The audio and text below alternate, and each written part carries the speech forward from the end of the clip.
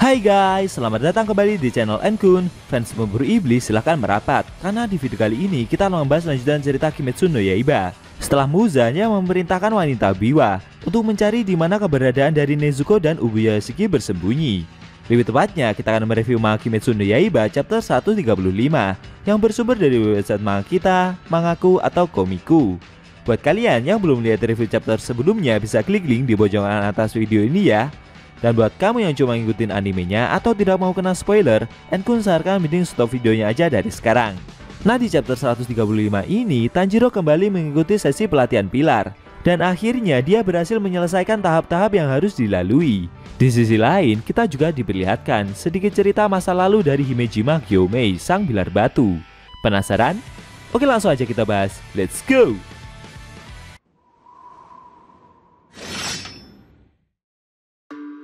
Di awal scene, kita diperlihatkan Tanjiro dan Genya yang berdiskusi tentang ajaran yang Himejima-san berikan. Genya menjelaskan jika tindakan repetitif adalah sebuah teknik untuk membuka 5 panca indera.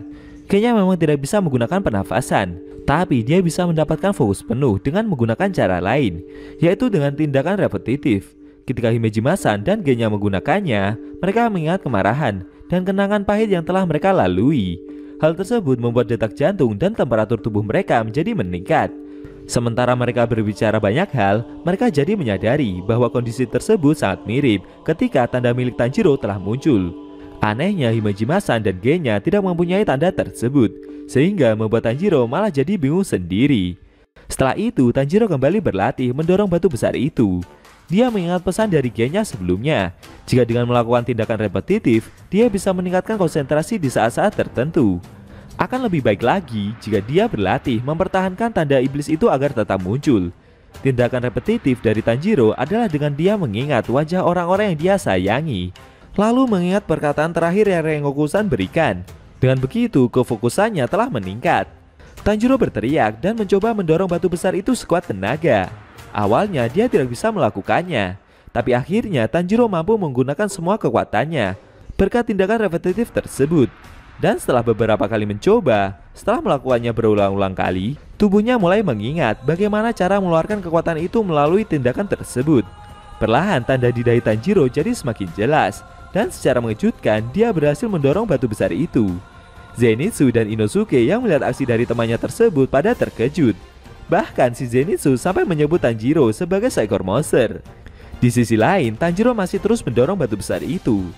Dalam benaknya, dia merasa jika aksi yang dia lakukan ini masih kurang. Karena jika dia lengah sedikit saja, maka Tanjiro akan langsung kehilangan kekuatan, dan batu yang dia dorong itu akan berhenti.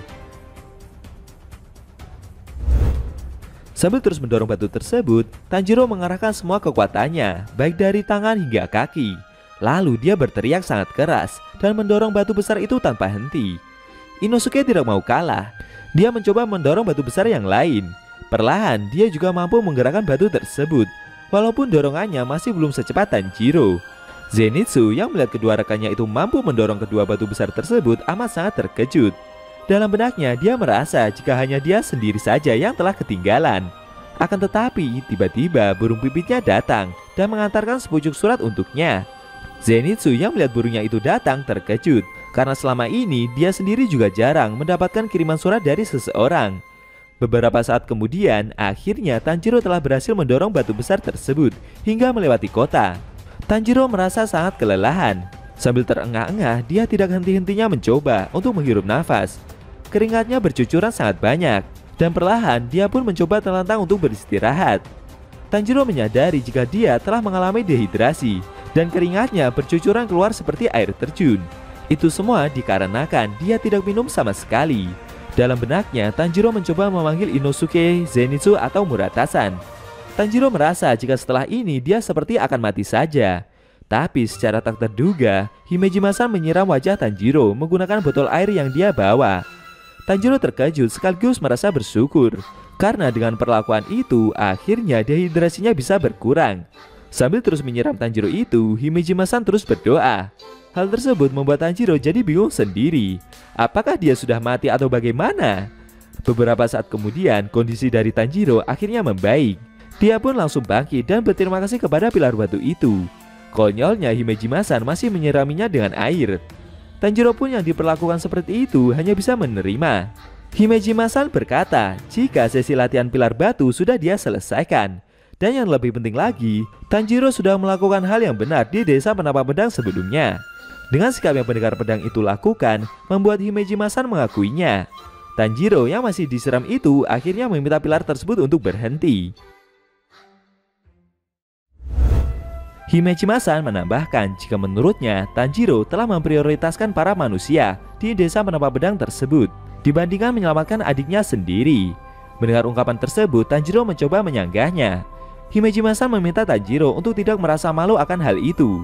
Menurutnya dia adalah seorang ahli pedang sejati dan telah melakukan hal yang benar. Tanjiro menjawab jika pendapat pilar itu tidak benar karena Nezuko lah yang membuat keputusan waktu itu. Di saat kejadian tersebut, Tanjiro sendiri juga tidak bisa membuat keputusan yang benar dan dia malah membahayakan warga desa. Dengan hal itu, Tanjiro berkata jika dia tidak bisa menerima pengakuan yang Himejima-san berikan. Mendengar jawaban tersebut membuat Himejima-san berpikir, setahu pilar itu anak-anak sungguh polos dan naif. Mereka lemah, cepat berbohong, tidak mempedulikan kekejaman, dan mereka adalah makhluk yang egois. Tapi sepertinya Tanjiro berbeda dengan mereka. Si Tanjiro berkata jika dia selalu ingin melangkah di jalan yang benar, tapi dia tidak tahu apa yang mungkin terjadi ke depannya. Seseorang selalu datang menolongnya. Berkat itu dia bisa membuat keputusan yang benar dan semuanya menjadi baik-baik saja. Tapi saat di desa penapak pedang itu, menurut Tanjiro momennya memang benar-benar nyaris. Dan karena itulah Tanjiro meminta pilar tersebut untuk tidak mengakui kekuatan yang dia miliki. Tanjiro berterima kasih kepada Himejima-san atas air dan latihan yang dia berikan selama ini. Pilar batu itu menjawab jika keraguannya tentang Tanjiro sudah menghilang. Tidak peduli apa yang dikatakan orang lain, dia tetap mengakui apa yang Tanjiro lakukan. Benar, hal itu membuat Tanjiro jadi merasa bingung sendiri. Himejima-san bercerita jika di masa lalu dia membesarkan anak-anak yatim piatu di sebuah kuil. Mereka tidak memiliki hubungan darah dan hal itu membuat mereka bisa menyatu dengan baik. Himejima-san membesarkan mereka seperti keluarganya sendiri dan dia ingin momen itu terus berlangsung. Tapi di suatu malam ada anak yang melanggar peraturan yang Himejima-san berikan dan dia tidak kembali setelah matahari terbenam. Anak itu bertemu dengan iblis. Agar nyawanya bisa selamat, dia menyuruh iblis itu untuk memakan Himejima-san dan 8 anak lainnya yang saat itu berada di dalam kuil.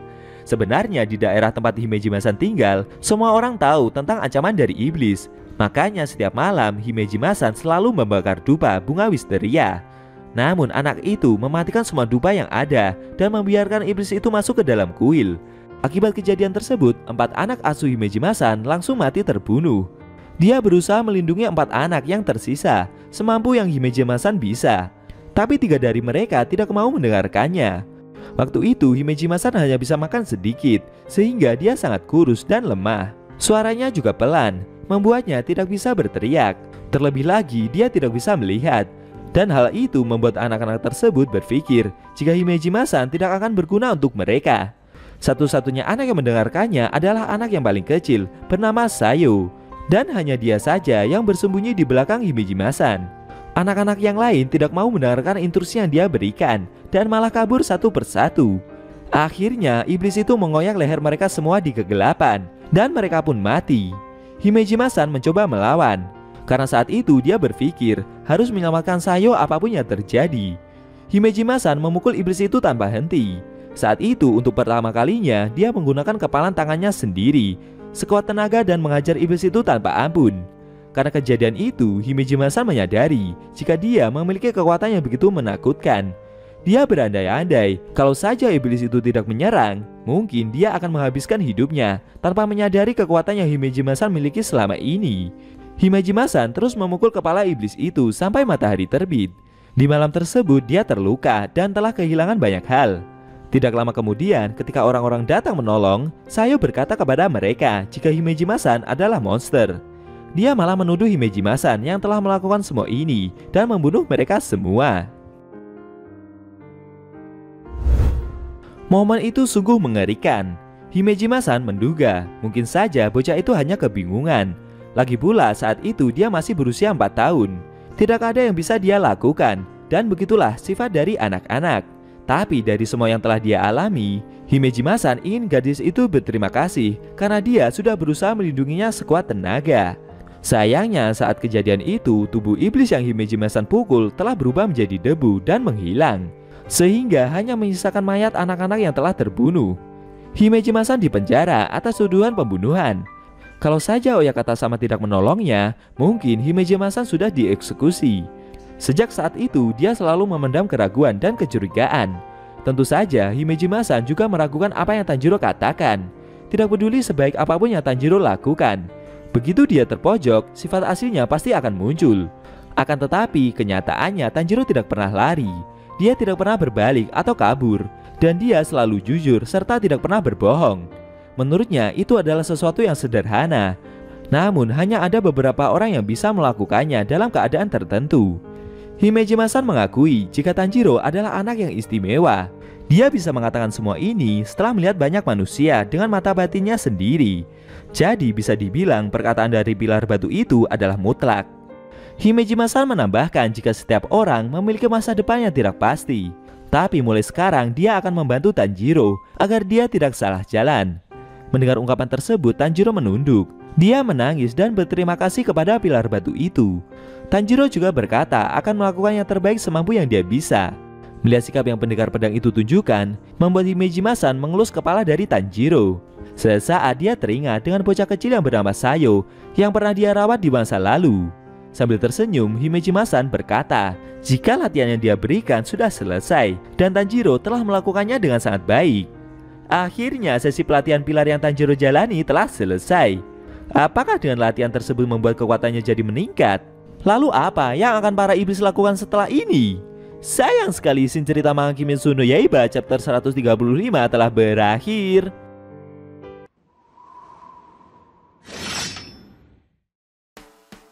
Nah, itu tadi review manga Kimetsu no Yaiba chapter 135 yang intinya memperlihatkan Tanjiro yang berbicara dengan Himejima Gyomei, sang pilar batu. Dan akhirnya sesi pelatihan pilar telah dia selesaikan. Dengan ini pertempuran final antara pemburu iblis melawan Muzan beserta pasukannya juga semakin dekat. Bagaimana menurut kamu? Jangan lupa tinggalkan komentar kalian ya. Kalau mau nonton review sebelum atau selanjutnya bisa klik link di deskripsi. Linknya udah Mimin taruh di sana kok. Buat kalian yang punya Instagram atau TikTok jangan lupa follow sama Mimin juga ya guys. Oke? Tekan like kalau suka sama video ini dan dislike kalau nggak suka. Jika ada kata-kata dari Enku yang kurang pas, Enku mohon maaf dan sampai bertemu di video review manga Kimetsu no Yaiba selanjutnya.